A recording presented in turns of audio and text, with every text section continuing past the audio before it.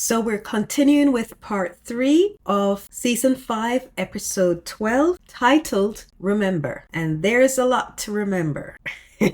Like Rick's conflict with letting go of ghosts of the past and his PTSD blowing up into full paranoia because he doesn't feel safe and he's afraid that he won't be able to protect his family in this strange yet very familiar place that has resurrected the ghosts of his past. So why is he doing it? Why is he putting himself through all of this? What he thinks may be putting Carl and Judith and Michonne in danger, and his extended family, his group, his community in danger, while playing with these ghosts that are tormenting him. Why is he putting himself through this? Because of one of his family members, Michonne. He's in love. Rick Grimes is deeply, deeply, irrevocably in love. He doesn't just love Michonne. He is deeply in love with her.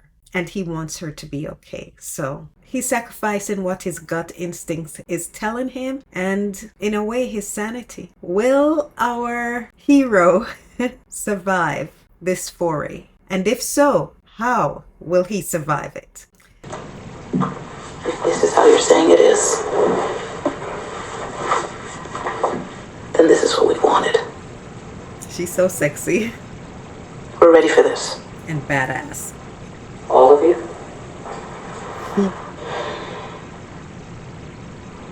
All of us.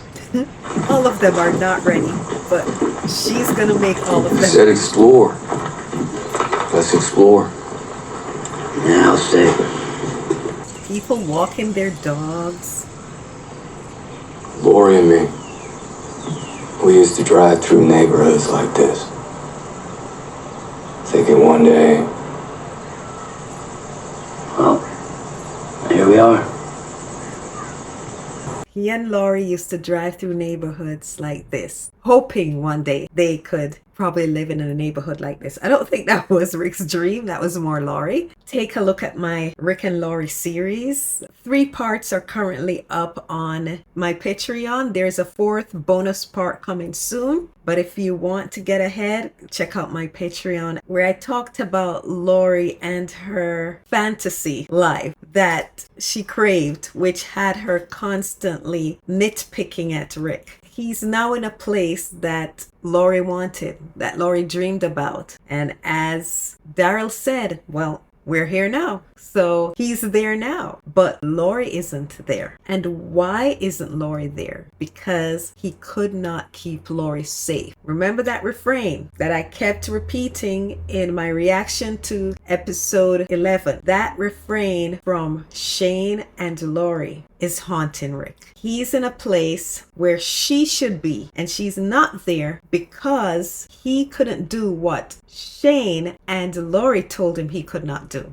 That burden, that weight on Rick that we've talked about, that's been there since season 1, which exploded in season 3 because of Lori's demise. How is Rick gonna cope with this weight, especially now that he's super vulnerable due to his PTSD because of what he went through with the governor, Terminus, all of that, the claimers? How is he going to cope? How is he going to handle his PTSD coupled with this haunting? Daryl said, you're here now. What's Rick going to do about it?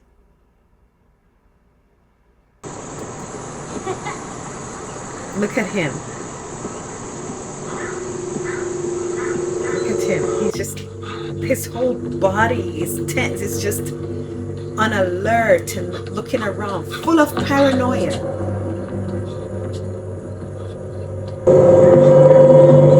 He's panicking. He's thinking. Rick, you okay? did Carl and Judith walk by? We were out and they were ahead of me. It's okay. I think I know where they are. It's been a long time since anyone around here has seen a baby. She's gonna have to put up with some pinched cheeks. Thanks. It's okay. I get it.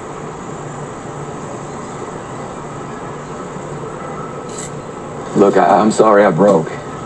Whatever that was, I broke. It's the sculpture I'm making with the boys. I was in the middle of losing my mind. Thank you. You're welcome.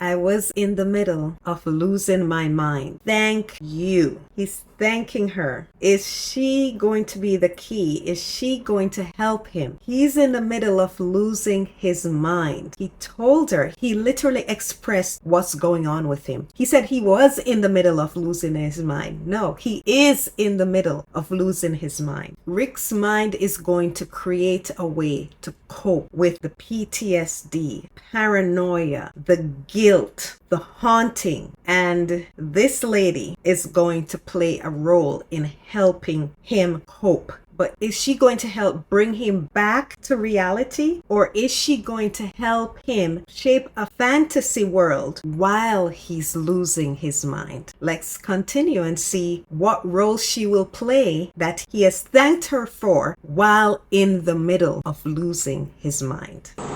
Would it be okay if Carl came over now? Ron really wants to meet him.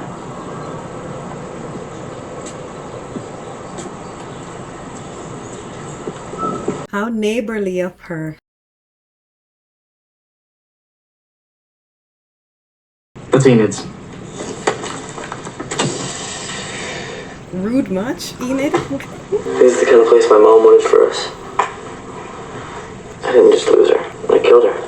You didn't kill her, Carl. We don't talk about this much, but Carl going around carrying this burden also that he killed his mother. He didn't kill his mother. He stopped his mother from turning into a walker. That's what he did, which is traumatic enough. But he keeps voicing it as something else, like he took her life, like he ended her. And that's not what he did. And I wish Rick would talk to him about it, but Rick is dealing with his own stuff. But that's a part of being a parent, you know, even while you're going through all that the world is throwing at you, existential crisis, you have to look out for the little one in your care. So that incident, that traumatic incident for Carl has become very defining. How could it not be? But he's putting an added burden to it that is not his to bear, but he's chosen to bear it. He did not kill his mother, and words are very powerful. And I wish there was someone, I wish there was someone for him to talk to so that they can objectively help him see what he's not seeing correctly. And Michonne is that person. He did get to speak to her a little outside of Terminus before they went in, and he shared with her some of what was going on with him, how he saw himself as a monster. And that was so beautiful that he could express himself to her, and she was able to give him perspective, help him. I wish he would do that now, but they all seem to be withdrawing into themselves as their traumas, PTSD, are coming to the forefront now that they're not in survival mode, in a sense that they're in a somewhat safe environment, but they don't feel safe.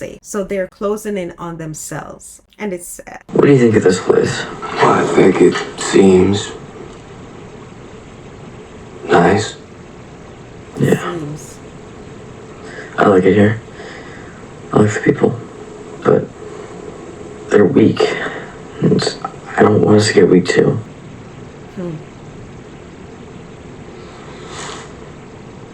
Rick is up, and he senses Michonne is up too.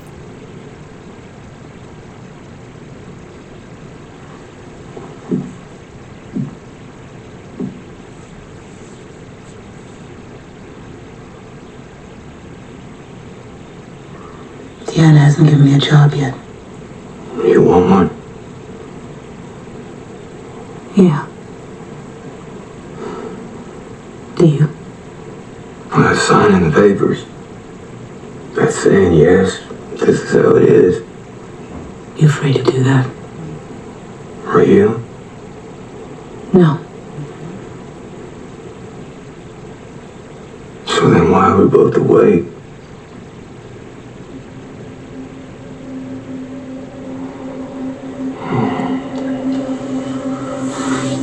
I'm gonna take a walk.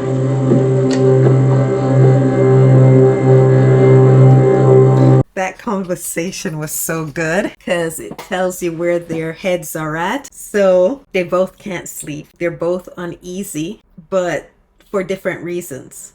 Rick is trying to imply to Michonne, my reason is more sound than your reason, Michonne. He's uneasy because he doesn't trust that this place is safe, that he can protect them there. Michonne is uneasy because she sees the potential and wants it to work. And maybe she fears that something will upset the apple cart, but she's hopeful. And Rick is saying, well, why are you awake? Why are you uneasy? Because she doesn't want this to evaporate. It's not because she thinks that there's a monster lurking in the community, like at Terminus and with the governor, to attack them. That's not what her uneasiness is about. That's what Rick's paranoia is about. So that's one point. And two, the intimacy again, how they communicate. They're in tune with each other. He knew she was up. She got up and she was looking for him right away. And he knew when she got up and was waiting for her to come to him. And the silence before they spoke, they were just there soaking in. They have an ease between them. You know, when you're around other people and there's silence, but there's a tension there, there's a discomfort there because there's not a familiarity and ease. It's not a quiet companionship. So you feel that you have to break the silence, say something or do something. You know, that usually happens with people that are not in tune or comfortable with each other. So they're like old married partners now. Silence between them is not uncomfortable. So that silence is another witness to what they are to each other. The comfort, the ease. Then this immediately broke through to him, her hope in this place, in this community, when she said, Deanna has not given me a job yet. So she is anxious about that. She wants to stay. She wants to fit in. And Rick exposing, showing again why he's there. It's like, do you want one, Michonne? He doesn't want one, because he then later expressed that when she asked him if he wants one, he expressed like, that's signing the papers. That's making this thing permanent. I'm here for you. I'm just testing the waters, but I don't like it. I don't really want to stay. So again, he's exposing why he is there. His concern for her is the reason he's there. That's it. That's the only reason Rick is in Alexandria right now. Do you want one, Michonne? Yeah, I want it, Rick. Do you want it? She wants him to want it. She wants him to want to settle, to be settled in this place because she's sensing and seeing that this is good and it's good for them. It's what they need. That's why when Deanna said all of you, and she hesitated, she knew not all of them are on board. She knows Rick is not on board. That's where the tension is coming from for her. She wants it to work for them, but she knows they're not all on board. And she told Deanna, all of us. Not that she didn't tell her all of us because she's lying to her. She said it because she said it in the terms of it's what all of them need. And so it's going to be all of us. She is going to make sure. She wants it to work. She's going to make sure it works for them because she knows they need it. So that's why she's so worried that she hasn't gotten a job yet. She wants to solidify her footprints in this neighborhood because she thinks it's good. She sees the hope and the potential. Rick doesn't want to sign the papers, but his love wants it. And do you notice when he leaves, we can hardly see anything because the scene is so dark. They're in pitch darkness with only a little of the outside light giving shadows. But I saw it. He touched her again. Remember this touch? Now he's to this. Gently touched her shoulder. It was a very soft, gentle, caring touch. I'm gonna take a walk. Our poor guy. He's so in love. Full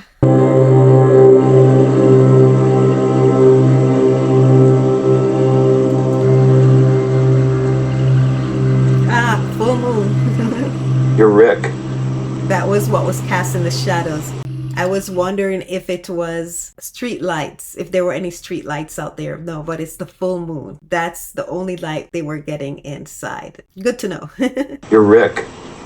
My wife cut your hair. Welcome to Alexandria. That sounds menacing because it's giving us an insight into what Rick is feeling. Rick is looking for the danger. Rick is looking for the shoe to drop. He's paranoid. He's like, this place, it's gonna be like Terminus. It's gonna be like the governor, Woodbury. As he told Deanna, people are only out to get what they can take from you. That kind of speak was how Shane spoke. Shane kept drilling into Rick. Nobody in this world now is on the up and up. They're there to take from you. All you should be concerned about, Rick, is protecting Carl and Laurie, right? And the baby. To hell with everyone else. That's Shane's outlook. That's Shane's point of view. That's not who Rick is. Yeah, Rick can be a savage. Rick can be brutal to protect his family, to protect his community, but he doesn't see every human being as an enemy that will take from him. That's Shane's speech. Shane was only out for one thing. Shane. You thought I was going to say Laurie and Carl, right? No. Laurie and Carl served Shane's purpose. Shane is a narcissist. Shane cares about Shane. Shane could not handle the breakdown of the world. Whatever, I don't know his family situation before. We know that he was a player and he didn't value the woman in his life, the people he was with, the woman he spoke about being with. He didn't care about them. They were just tools to be used for his pleasure, right? He spoke bad about them to his friend. And for whatever reason, in protecting Carl and Laurie, he found something to focus on other than the collapsing world around him. He looked at them as his property, his. And how I know he saw them as a commodity and not real human beings with their own agency, that he doesn't care about Carl and Laurie in a healthy way. Look when Laurie denied him what he wanted in that moment. Look what happened. And then when he lost what he thought was his, look how he lost his sanity. So he was using them as a supply. It was to feed his whatever purpose, ego, whatever it was. He objectified them just like he objectified the woman that he spoke to Rick about. Every woman that Shane spoke about, he objectified. He didn't speak about them like human beings. Shane and Rick are cut from two different cloths. People love to say Shane is an alpha and Shane got the world and knew how to survive. No, Shane was a selfish SOB who only thought about himself, and whatever was his property, he incorporated that. So, he looked out for them because they belonged to him, but he couldn't care less about anybody else. Rick is not selfish. Rick saw other people as human beings. Rick cared about serving others in his community. He cared about community. He cared about people. And Rick prioritizes his family. And he doesn't see them as objects. He loves them and prioritizes them. And he also cares about other people. That's why people gravitate to Rick as a leader. And that's why he had these people following him. He created community, not with threats, not with force, not with fear. He got a little Shane-esque there right before the prison, the Ricktatorship, but that's not who he was. And those people would not follow him if that's who he really was. But I told you, Rick is being haunted by Ghost Shane and Ghost Laurie. And Ghost Shane is telling him he cannot keep his family safe. And in trying to counter that, Rick is going to try Shane's tactics. Rick is going to do what he thinks he needs to do. And in this case, become Shane to prove to Shane that he can do what Shane says he couldn't do. And in the midst of losing his mind, his paranoia, his PTSD telling him that the other shoe is gonna drop, that this place is too good to be true, and that there is a monster there ready to attack attack his family, and he has to keep them safe. While in the middle of losing his mind, he's gonna dance with his ghosts. His mind is gonna cope by making the world around him this warped reality, this warped place he's fallen into that is like his past merging into his present. This surreal reality of his past life is going to create the situation, the place for him to dance with his ghosts. As Daryl said, they're here now in a place that was just like how it used to be. And Rick's mind has opened the door for the ghosts of the past that has been haunting him to be with him in this Fox, F-A-U-X reality. If he's living in the past, why not have ghosts of the past live with him here too? It's how his mind is coping, guys, because something has to give. Rick is wound tightly and he's gonna snap, or he has snapped. He told Owl Lady, I was in the middle of losing my mind. There's no was there. He is in the middle of losing his mind. He's found an avatar, a live person to play Ghost Laurie, and he's gonna become the avatar for Ghost Shane. So Jessie is now the avatar for Ghost Laurie, and he thanked her. She doesn't know what he's thanking her for. The mannerism, the type, everything. She's the avatar of a ghost that's haunting him. And she too has 2 kids, a teenage boy and another younger kid. Not as young as Judith, but she has 2 kids, just like his ghost wife. And Ghost Shane, who has been haunting him, he embodied a little. He borrowed a little from when he was speaking to Deanna. Don't let anyone in. They have an angle. They're looking what they can take from you. Yeah, he borrowed that from Ghost Shane. Now, in his paranoia, told Michonne he's going for a walk. He's telling her, I don't want to sign those papers. There's danger here. There's a monster here. They're going to come and take our kids. They're going to harm us.